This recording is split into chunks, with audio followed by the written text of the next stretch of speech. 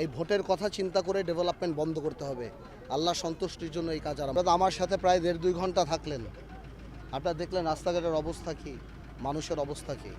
মানে বসবাস করার কোনো উপযুক্ত পরিবেশ এখানে নাই। এখানে এমন অবস্থা হচ্ছে যে বর্ষা হলে এত পানি ওঠে যে মানুষ মারা গেলে লাশ নিয়ে যাওয়া সম্ভব হয় না। সেটা খুব আমাদের জন্য দুঃখজনক যে 17 বছর একটা দল ক্ষমতায় থাকার পরও এই উন্নয়ন করতে করতে এত কথা, অথচ আজকে আপনারা নিজে আমার সাথে হেঁটে দেখলেন 1.5-2 ঘন্টা যে মানুষের ভোগান্তি কোন পর্যন্ত চলে গিয়েছে।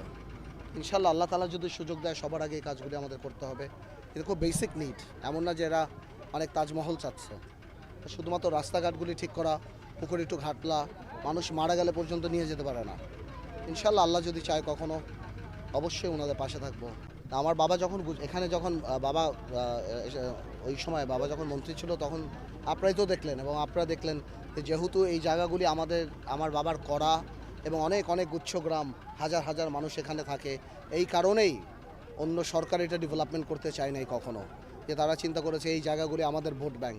এই ভোটের কথা চিন্তা করে ডেভেলপমেন্ট বন্ধ করতে হবে। আল্লাহ সন্তুষ্টির জন্য এই কাজ আরম্ভ। আমার সাথে প্রায় 1.5-2 ঘন্টা থাকলেন, আপনারা দেখলেন রাস্তাঘাটের অবস্থা কী, মানুষের অবস্থা কী। মানে বসবাস করার কোনো উপযুক্ত পরিবেশ এখানে নাই।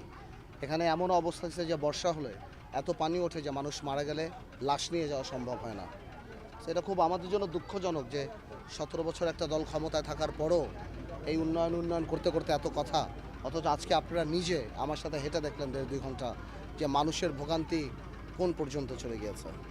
ইনশাল্লাহ আল্লাহ তাআলা যদি সুযোগ দেয় সবার আগে এই কাজগুলি আমাদের করতে হবে। এটা খুব বেসিক নিড, এমন না যে এরা অনেক তাজমহল চাচ্ছে। শুধুমাত্র রাস্তাঘাটগুলি ঠিক করা, পুকুর একটু ঘাটলা, মানুষ মারা গেলে পর্যন্ত নিয়ে যেতে পারে না। ইনশাল্লাহ আল্লাহ যদি চায় কখনো অবশ্যই